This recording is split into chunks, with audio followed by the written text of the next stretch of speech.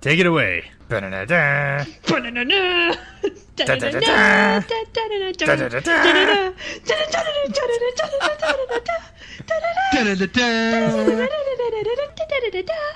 Okay, I'm done.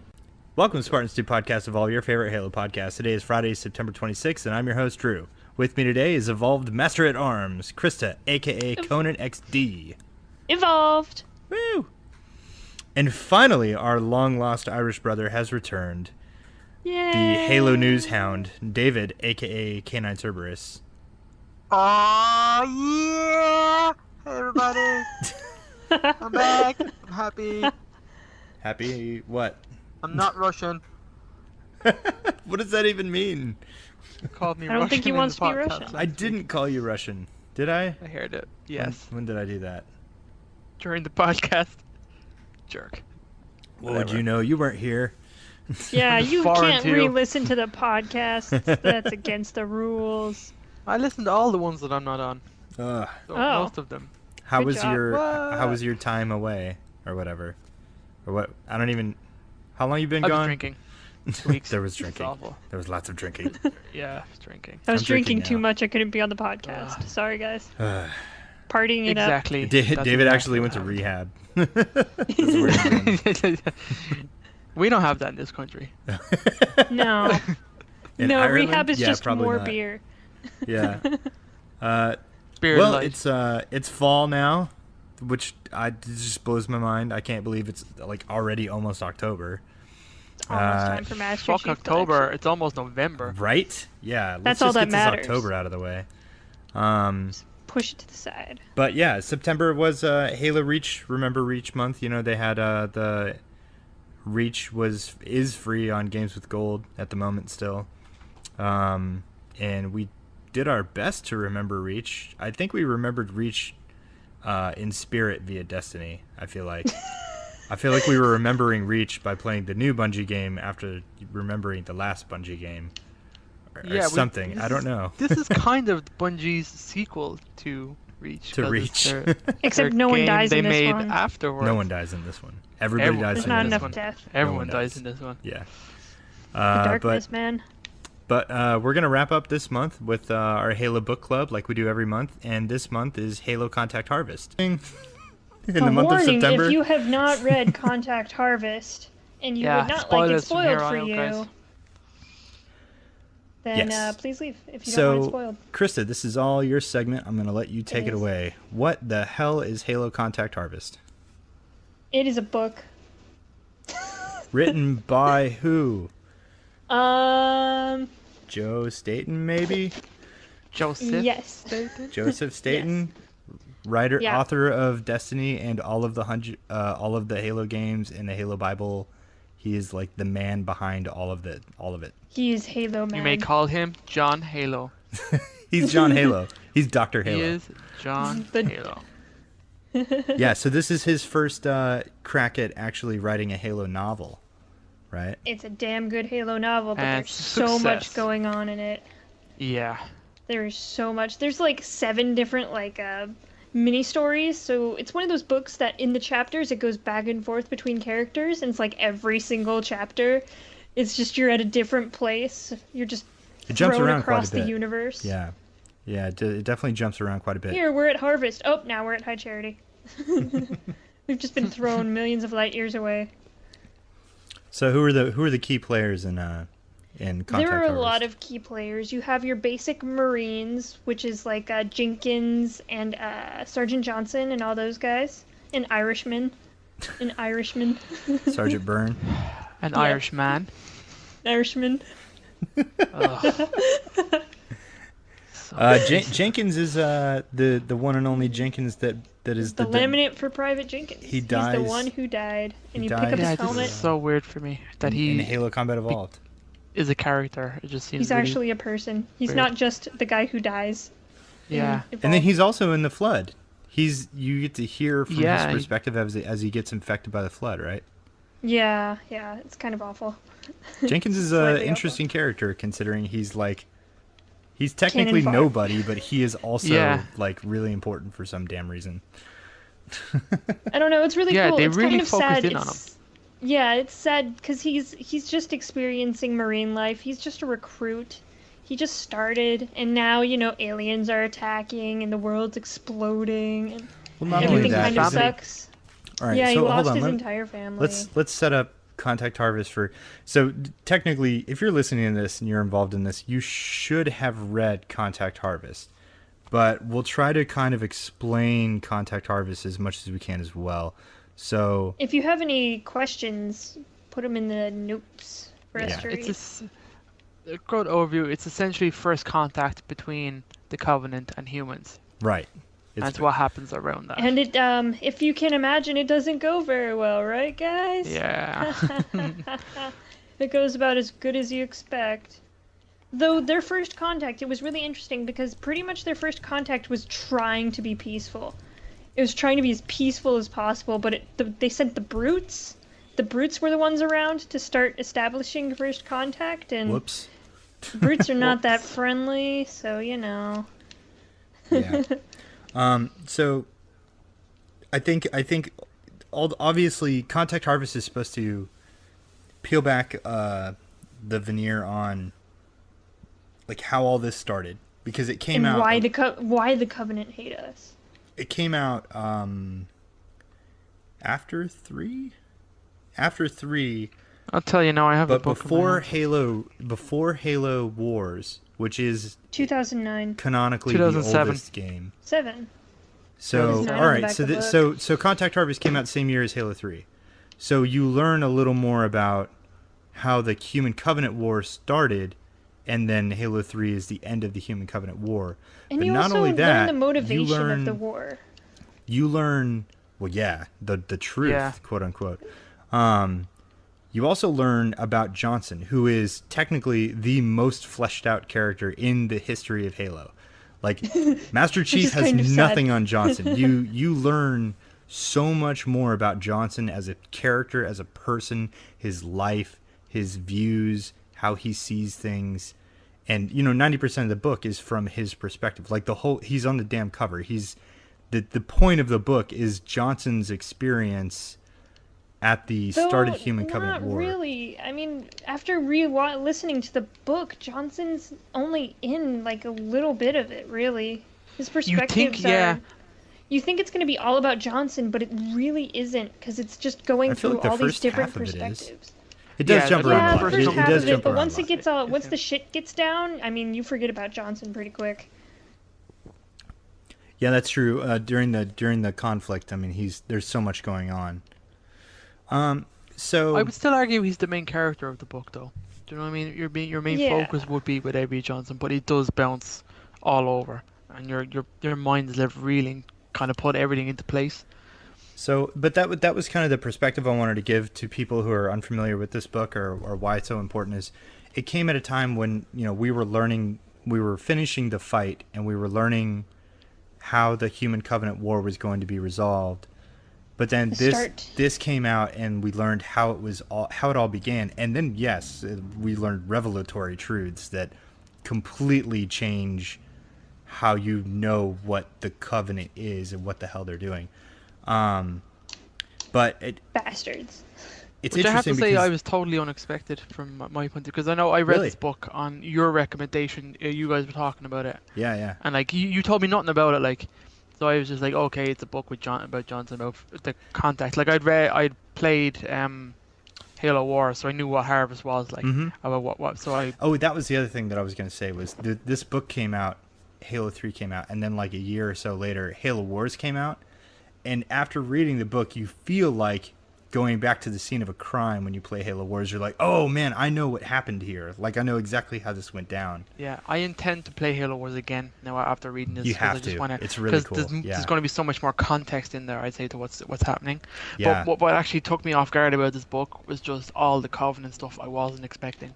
Everything with the. It's prophecies. really good though. That's what It's makes it so super good, man. It interesting. totally fleshes out the Covenant and what they are, and just as you said, their motivations is just it's fantastic. I really really loved it. Wasn't expecting it at all.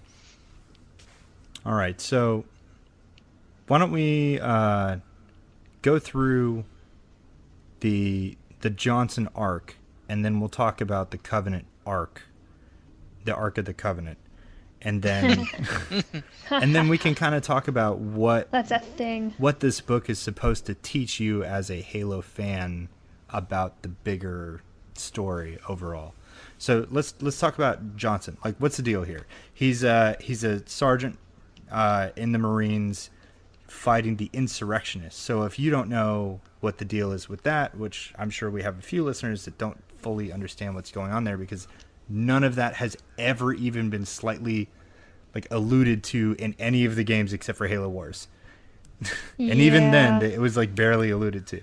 It's like, well, Halo Reach, they talk about it a little bit at the very beginning. They're like, wait, Yeah, this that's isn't true. innies. This Yeah. is murderous alien That's true. dudes. They slightly tip their hats. They're like, oh yeah, Ennies, am I right, guys? Anyways, Covenant. What are these shit. innies doing? Remember that when we were fighting the innies? Wasn't that fun? Everything has changed. Everything is awesome. No. So, all You're part of a team. right. So, anyways, Yeah. shut up.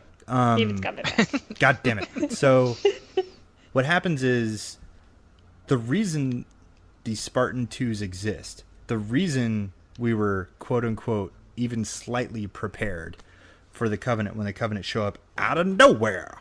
That's a Courage the Cowardly Dog reference for that. There you go. Yeah. Okay. So there. For the Shut old up, people and the Drew. crow. So we were fighting. The UNSC was fighting insurrectionists that were living on the outer colonies. The insurrectionists were basically They're basically it was double very middle much fingers to you. It was very much like the American Revolution, where they felt like they had gone off far enough away from away from Earth Central and away from government. the central government. Yeah, the UNSC, that they didn't need to be part of their rules and their laws and owe their crops and everything to the UNSC, and so you start off with Johnson like fighting these insurrectionists and stuff. And there's some really tense scenes, and it's kind of a nod to like what's going on with terrorists today and stuff like that. Anti-terrorism strikes. Yeah, and stuff yeah. Like that. Yeah. Yeah. They're assaulting a bomb shop, I think, aren't they? Yeah. They did a workshop. Yeah. Yeah, and then So you It know all goes there's a wrong. diner. there's the and diner stuff goes scene. Yeah, down. there's some really tense scenes in this book, which is pretty cool. But you have these insurrectionists, you have Johnson find the insurrectionists, and then all of a sudden he is just randomly sent out to this farm world. It's like just a whole planet that is essentially the breadbasket of America, but the whole planet is that. And they're sent out to this farm world called Harvest, and him and his buddy Sergeant Byrne, who they're not exactly buddies, but him and Sergeant Byrne, Irishman. yes, the Irishman, are sent out to train up a militia just in case insurrectionists target Harvest. Well, around this time, Was he your uncle, David? God damn it, Krysta. So around this time, the Covenant just stumble across Harvest somehow, right? And then that's how this conflict starts. So the 'Cause coolest thing to Far me, away from all the other planets. the coolest thing about It's Johnson on the edge of human space. in yeah. this Sorry, in this whole situation is Johnson is the first recorded person to have encountered the Covenant and like survived, and he is the last person at the end of the Human Covenant War to like be there at the final battle between, you know. So he's been there the entire time. He was there from the start to the finish. He was there when it first started. He was there when the first rounds were fired, and he was there. And he was there when we at blew the up end of the Halo Ark 3. and said, "Fuck you, Covenant." So I think that's really cool. I think this book kind of establishes Johnson as actually one of the most important people in the Halo universe, period, because of that. Not just because he's like outspoken and really charismatic and a cool character in the video games. But that's essentially the tale of Johnson, correct? So what was your guys' so David, what was your favorite part about this whole thing with Johnson, the Johnson arc, the human arc? his story. I really liked him. His relationship between him and Byrne, was really interesting. Their back They were and just forth. two. Yeah, they're really well written characters, and even just Johnson's backstory and what happens, and just his general motivations, and because you can see Johnson at the start of the book, I remember reading it going, this is so weird. He doesn't seem anything like Johnson from the games. And I was like, this is so bizarre. But like, you see the arc through the story. Oh, or that's the same thing. You see through the story arc that how Johnson changes and evolves, and it's all based on his aunt. Like, do you know what I mean? And what her influences on him, like, and how he just changes from what he was, which is essentially like an assassin. She passes, and it really changes him fundamentally. Yeah, as a man, he person. snaps inside then, and he's just like, he just wants to better himself, and he looks at this harvest and these raw recruits as his opportunity for redemption for what he's done, because he was essentially an assassin when he was attacking the innies, and like, he really wasn't satisfied with that, like, that life, that was the way he was. He his grim outlook on life. He like shut down all his emotions. He talks about how he like doesn't even see the innies as people because he just can't. They're just deal enemies. With it. Yeah. You just see kill the that a enemy, lot that's fine. in a lot of this Halo stuff. You know, there's a lot of ODSTs. Hell, in Halo Forward Unto Dawn, you know, Lasky's trying to be like, he's got very much the hippie vibe from the Vietnam War, where he's like, I don't understand why we can't just reason with these people. And then, you know, you have other people who are very much similar to someone who's sympathetic or really against like terrorists or whatever. Like, you know, my father died in 9/11, so I hate everybody. You know, like they have that kind of outlook in Forward Unto Dawn and in a lot of the Halo games where they're like, screw innies, screw all innies must die. You know, just because of this one thing that happened to them personally in their life earlier on. You know what I mean? But that's great that Halo brings that in. It's just like that aspect of that's how humans view war and conflict. It's personalized, you know. It's the individual's war, like, you know what I mean? It's much. I think, you know, Halo can definitely credit Half-Life for some of that, but that was one of the things that I think people really latched onto with Halo versus something like Wolfenstein or Doom, where you're just like, bad guys, kill them, go. You know, or juke nuke 'em. You know, with this you have like motivations, and there's a real world in the background.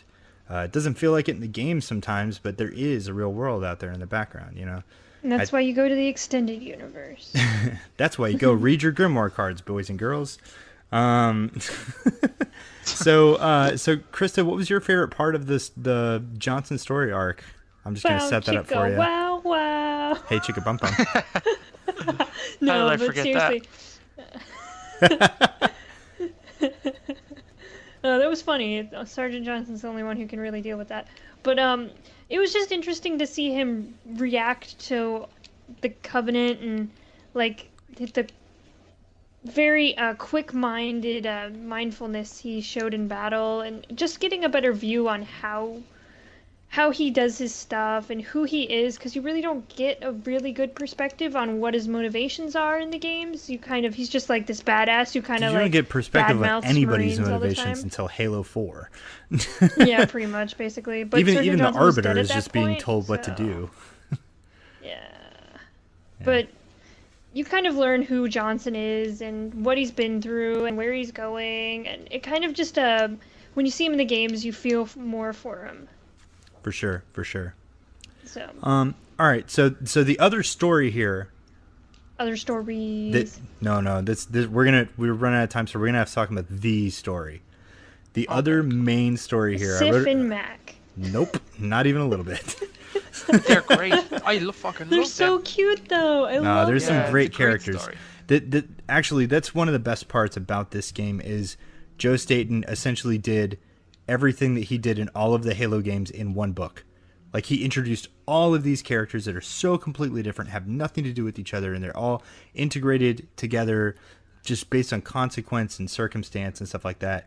But they're all so wholly unique. You know, nobody feels like Marine 1, Marine 2, Marine 3. They're wonderfully interwoven together. The storylines. Yeah. It's very well done. Can I say something real quick, because I know we're jumping Sure, over go a for bit it, of man. time. Yeah. I listened to the audiobooks for this, and this was my first ever audiobook. And I'm not going to say what Chris is laughing about. I'm actually saying the fact that Jen Taylor was in this audiobook. She Oh, should have it's just so narrated the whole good. thing. I don't know why she She didn't. does the AI sections, the AI chapters. She does She them, does such a and good they are job. fucking brilliant. They're so well done. There's a moment in it specifically where like Mac hacks a nav computer of a ship for like he's obviously implanting whatever orders that are going on in the background, but it's like she voices the kind of the nav computer's kind of freak out. It's shut down.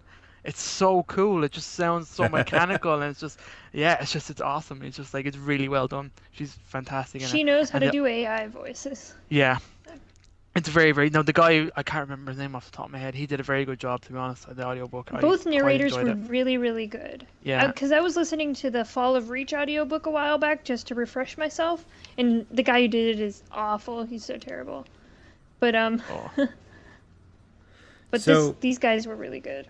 yeah. Yeah, that's Okay, go for the main story, Joe. that's kind of what we're getting at. Is there's lots and lots of layers in this book that, if you look at literally the cover, it's, Johnson as a Marine in the woods or in the fields with a gun. And then when you start reading it, you're like, oh, this is just about this Marine dude and a bunch of Marine stuff. Nope. It's about Like everyone. there's so many stories and so many things happening. So many there's characters. the origin of But- Tartarus. But yes, so we'll hint on that. This book is also the origin of Tartarus, like you just mentioned. Totally forgot about that. Tartarus Fuck's is sake. is a huge character in Halo 2. So if you want to learn about where Tartarus came from, actually suggest reading this after you play Halo 2 again with the Master Chief Collection, if you're going to do that, or if you're playing Halo 2 for the first time. Read this after. It gives you a lot of perspective that feels more special as you discover it after And you kind of already learn more know. about the brutes and how they work, because you really don't know much about the brutes at all from the games. Right. And so I think ultimately, though, the number one most important aspect of this book, I actually read over it and like almost dropped the book. Like I had to go back and reread over and over and over again the sequence of events, because it blew my mind that they just tell you this in the book. Like this book still came out when we were still learning things. Like nobody even knew what the Forerunner were. Nobody knew so many things that you know today. And learning about the truth behind the Covenant and how the It Covenant is came so to be. much, and why they hate humanity. It is So- so. Let's just go in. Let's just so- say it, since this is a spoiler cast. Yeah. I'm Basically, humanity are reclaimers. Just let her do it, Drew. Let her do it. Yeah, Got let it. me- It's cool. my It's turn. cool. This is my section, Drew. Come on. No, you're correct, though. You're correct. Yeah, basically humanity are reclaimers, but the Covenant saw the glyph of reclaimer as reclaimed, to reclaim the Forerunners, artifacts, and stuff like that. And so when they stumble upon Harvest, there's these glyphs for Forerunner relics all over the planet. And they're like, what's going on? So the glyphs are actually us, humanity. Because we are pretty much the Forerunners. We Descendants. inherited everything, so... Yeah, not It kind of descendants, just- more like inheritors. Yeah. Yeah, we pretty much made their religion false. And so the Covenant, if this was going to get out, then, the whole Covenant would fall apart, and anarchy and blah, blah, blah. Dogs and cats living together. Mass Yeah. hysteria. And, I mean, the hierarchs panic, and they're like, well, we got to get rid of these guys, like, now. They got to get out of here. So And more so that's kind of how the war more importantly to me, that moment, like, all right, so the way the prophets become the prophets, because the prophet of truth, mercy, and regret aren't prophets during 90% of this book. Around the end of the book, when this whole conflict They're starts planning popping to be off on prophets, Harvest. Yeah. Well, I think he had it in his mind, and then he kind of Truth did, used and this he- as an Thought it, opportunity yeah. to. It was a very political intrigue type thing where Truth saw an opportunity, and he used this as an opportunity to like oust the other prophets because he had been planning this. He's basically Kevin Spacey, but just a wrinkled old sack. So they take on the names of truth, mercy, and regret because of how the situation plays out. Truth is the only thing, the only living person in the universe that knows the truth. that knows that the other guys humans were there are the with reclaimers. The Well, other guys were in the same room. They were he's Yeah, there. all Well, of he's the the one Arctics know that that. he's the one that makes Yeah. the decision to conceal the truth and comes up with the false truth of their heretics. And that's why he's called Truth. Right. He labels humanity as heretics for the covenant. Like everyone, and so the reason they're getting all this information is they have a monitor that was assigned to the dreadnought, right? Is that where they Yes, got him? That's It's correct. So- an, yeah, that's they correct. call it yeah. an oracle, but I'm not sure exactly. Well, they What call kind it of they call it an monitor? oracle, but it is a monitor. When they describe Yeah. it, Yeah, they're basically they describe it describing as a monitor, Guilty yeah. Spark, and so it looks like a monitor. So they have a monitor, and it hasn't like spoken. The it monitor hasn't just moved, ignores it them. hasn't They're done like, you any- guys yeah. suck. It hasn't done anything forever, and then as soon as it sees all these glyphs and sees harvest information and stuff like that, it goes nuts and starts spouting off all this stuff. And once it comes to the truth of like these are reclaimers, You guys are wrong. yeah, because like Your truth in entire them, religion, yeah, your truth. entire covenant is wrong.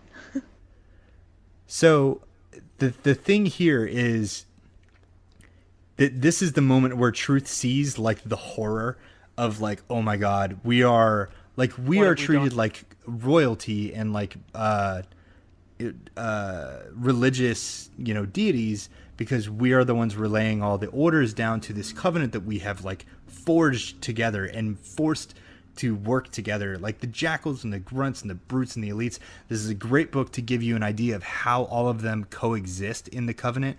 Not just like, Not very well. no, they do not like each other. And so like he sees the horror and you feel the weight of like, man, if this falls apart, like this is the end of all of these races. They're gonna like just explode. So he instead turns it 180 degrees and says, no, these aren't good things. We should actually, they're an affront to all of our religion, and they are now like priority number one. Let's kill every human being in the galaxy. And that moment on to the rest of the book is like this explosive train ride of just holy fuckness. And Yeah. it's very, very good.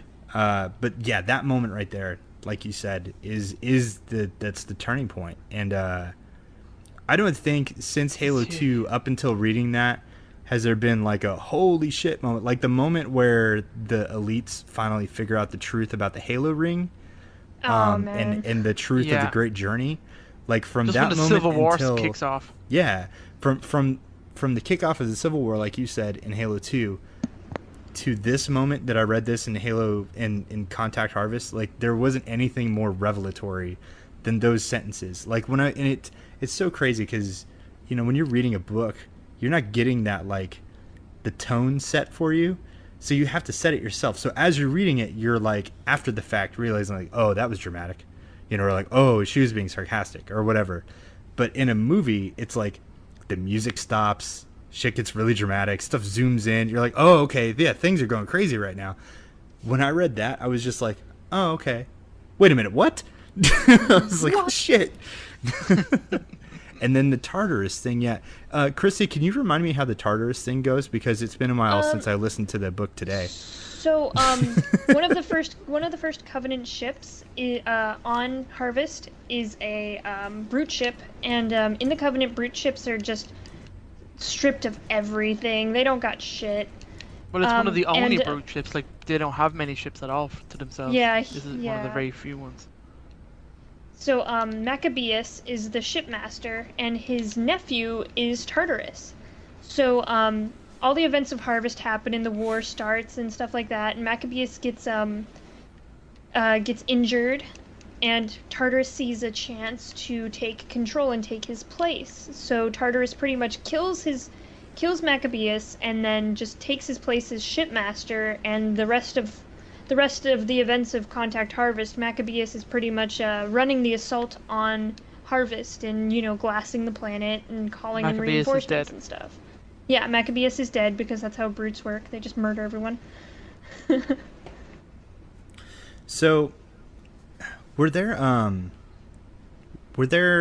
engineers in this book? I can't remember. Yes, Lighter Than Yes. Some. There's a story of Lighter Than Some, and his companion Dab. Dadab. Yeah. Dadab. Yeah. Yeah. The grunt. The grunt. The Yeah. grunt deacon. He's like a religious kind of. So a grunt love deacon is that. the like biggest rank that a grunt can actually get.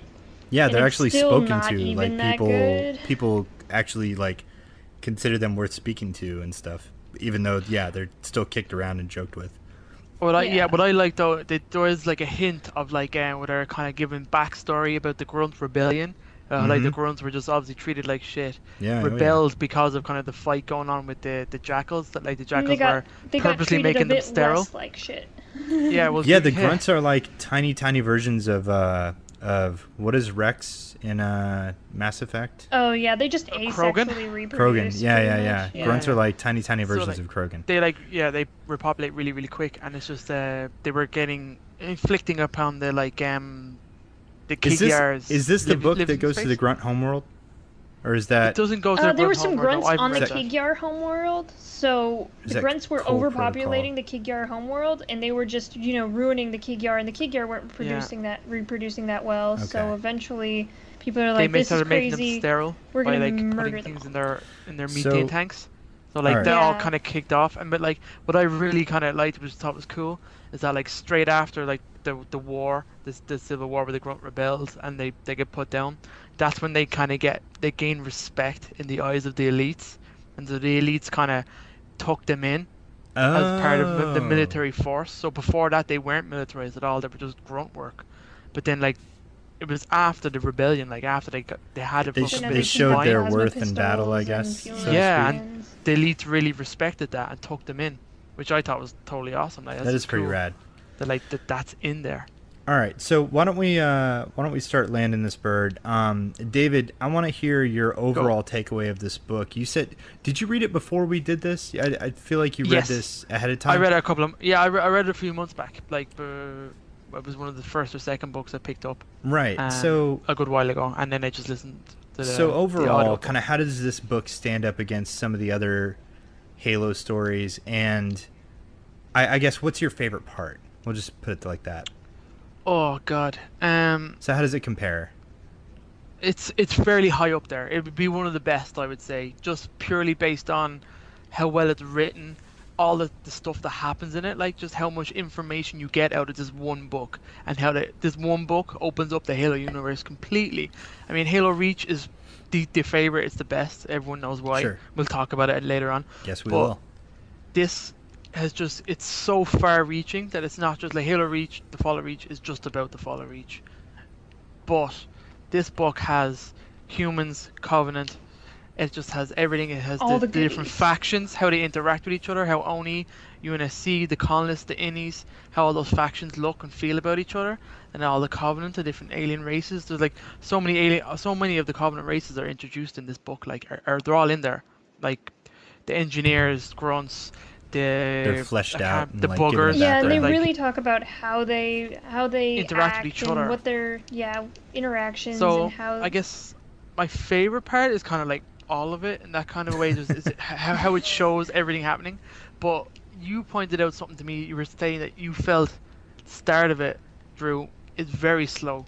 That like It it's is very very slow to get slow. going, which I didn't realize until I was Yeah, it's actually hard to get listening into. to it, and I Yeah. was like, oh, I mean, when I read it, I kind of breezed through it handy enough. Like I didn't really realize. Once they that get to kinda- harvest and once that actual contact has been made, things start really picking up. Yeah. Once it gets to the first contact moment. but about half the it book picks is up. like Sergeant Johnson like being really depressed and Just wandering hating around. life. He's like Wolverine. Yeah, pretty much.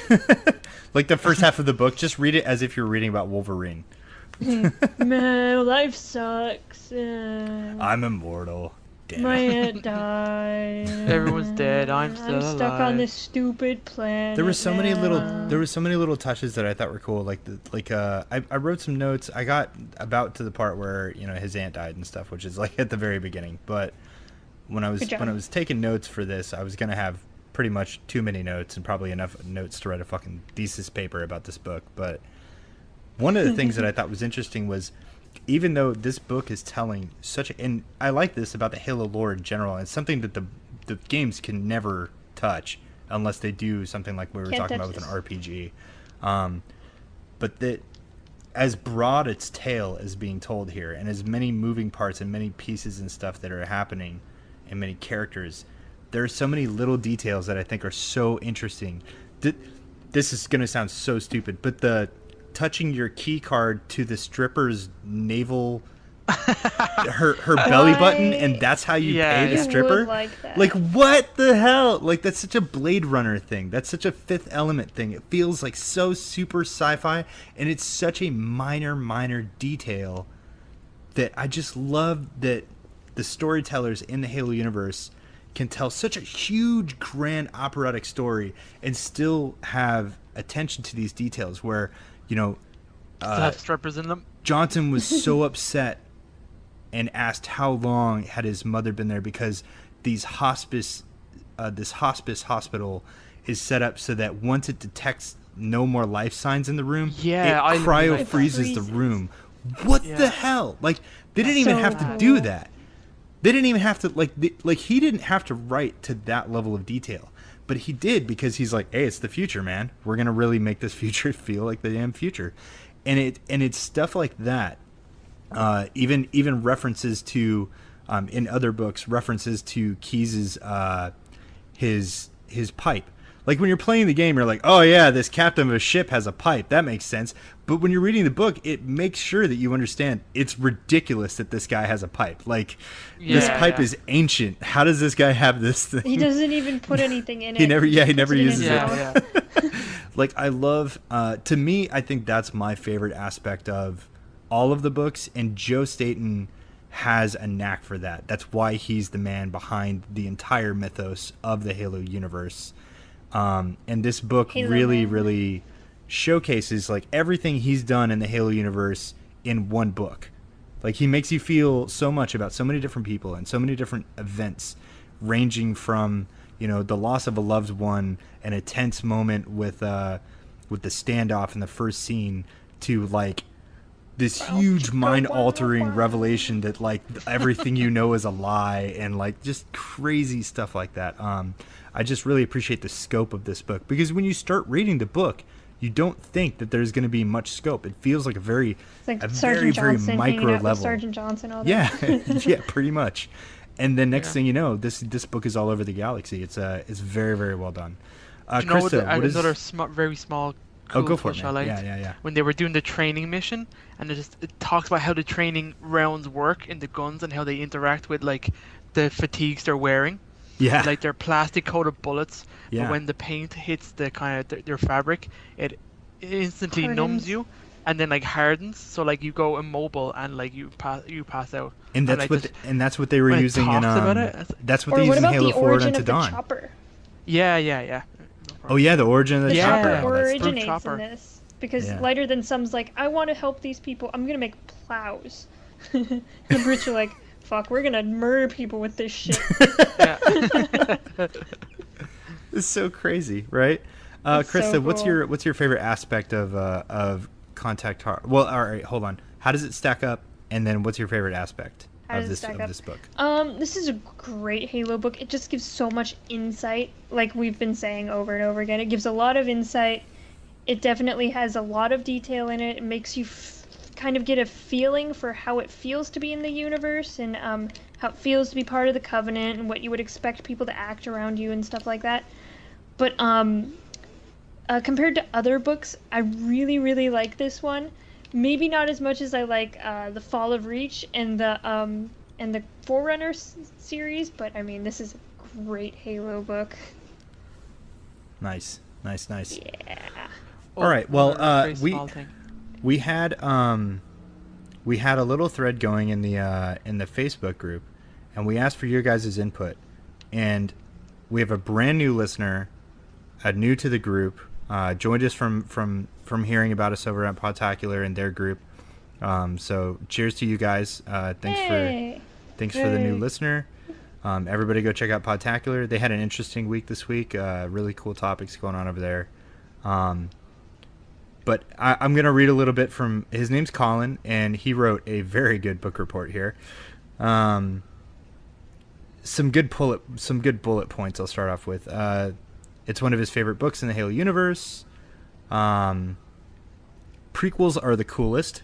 This is a prequel, and that kind of goes back to what I was saying. This Like is the a prequel timing of the prequel. Yeah, the timing when this came out was pretty nuts. It's like 25. It gives The year. Please go on. Okay. No, Would you like to know more? He likes the fact that it unveils a massive amount of story in the background of the Covenant.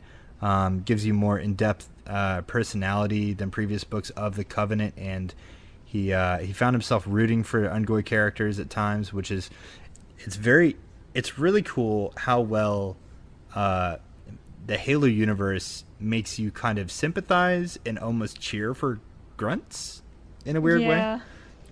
Like the grunt with a grunty thirst at the end of Halo CE. It shows how desperate the situation was for humans before Spartan 2s entered the equation. That's true. You know, the Spartan 2s were developed to fight insurrections, and that they just happened to be there and Right place, kind right of time. ready when the Covenant showed up. Unless you believe what the librarian says in Halo 4. Sure. But, you know, as far as you know at the time of this book, you're like, oh, man, good timing. And, you know, that also lends itself to some perspective. When you play Halo Wars and you see the look on people's faces whenever Spartans show up, that's because nobody knew about these things. Like, they were still just kinda top secret. showed And they were up. just like, holy shit, I heard about Spartans, but I didn't know they were true. I didn't know they were real. And this is kind of that time. So he's right. It does show how desperate they were. And you learn a shipload, get it, about Avery Johnson. Those are his top 5 things. His main criticism is that at times he found himself wishing Staten would just get on with it already. I agree. I think this book really goes into detail. There are moments where you're like, how many pages of this? Okay, no. I'm going to skip through this situation. One of my moments of that was like they went on and on and on about how the brute ship didn't have an elevator and they had to walk they had to climb ladders. There's like a whole chapter on how the ladders worked. We have to climb ladders, but that's okay. But some people don't like climbing the ladders, and But it just screw goes them. on I and really on like about ladders. Ladders are cool. It's like, okay. Here's the story how I used my ladder to my advantage. I was like, Oh yeah. Yeah.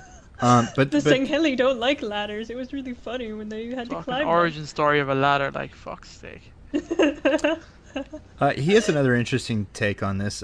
For better or for worse, the book also highlights how convoluted the Halo universe can be. He says, I often read, then reread pages that dumped copious information during key moments so I could understand what the hell just really happened. Specifically during the encounter with the Oracle on the Dreadnought, I read it once, realized that this was kind of a big deal, and then went back and read it a few more times to soak in what had just gone down. That is literally how I felt about it too. That's exactly how I felt when I read that, Colin, because it's such a moment, but it's wrapped up in so much like explanation of like, this is who this is and why this is this and this is this. And he's like, and then he read it and he was like, yeah, no, those are reclaimers. And you're like, wait a minute, what? Because you know, it's up until this book, all you know about the Covenant, literally all you know about the Covenant, is They hate humanity. They worship the Forerunner. They think they're on the quest for the Great Journey, and they're looking for artifacts. And they stumble across humanity. They find them as an affront to their gods. Your destruction is the will of the gods, and I am their instrument. Is the first thing you hear. That's the first like spoken human words from one side to the other. And this book blows all that open with like, oh no, they knew the whole time. Well, the truth knew. Like the prophets knew. The prophets know exactly what they're doing. Which is crazy. Like the whole time, humanity in this conflict is like, What's dude, going on? What Why the do they fuck? hate us? Like, where did these guys come from? And like, what is the Forerunner? Who are the aliens? You know, That's kind of the fun of the Halo universe, though. There's so many questions, and just getting them answered is so rewarding. It is. It is though, but then you get more questions. Yep. Yeah. Yep. All right, That's so the awesome part. I think They're afraid of that's I think that's going to wrap it up. It's about time for our Halo game night. We've run over a little bit, but I think we got started a little late, so it's probably kind of evened out. I just want to remind everybody, Podcast Evolved is part of the Rated M Gaming Network. Don't forget to check us out at ratedmgaming.com. That's R8DMgaming.com. You can check out our podcast, a bunch of other podcasts, Rated M for Podcast. We have a Division podcast, Smartwatch Pod. We have Gaming on Thrones, just a couple of buddies that like to get together and shoot the shit and talk about video games. So it's a really good group. Something about doors. No yeah, doors, something about some doors. Don't worry about that. Don't look in there. Don't click on that one. You can enter if you really must. And then we have some new things coming. So definitely keep an eye on that website, and we'll be updating you guys as stuff happens. So also follow us on Twitter at Podcast Evolved. Join us live every Friday night here on Twitch, twitch.tv/podcast_evolved. And we do these broadcasts, and then we put them up on YouTube, and then we take them down and put them on iTunes and stuff. And usually that happens within a couple days, except when Destiny is involved. I've been super lazy. I'm so sorry, guys. The iTunes version of last week's podcast isn't even up yet because I suck. But that is generally how things work, and that's how things are going to be working from now on. So I just want to thank everybody in the Twitch chat. Thanks for tuning in. Thanks, guys. Facebook group. Yes, Orange Facebook says hello, group. everybody. I love you guys. Hello. Hello. And we're going to go play some Halo Reach. Yeah. Oh, yeah. Later. Later. Evolved. Bye, guys. Evolved.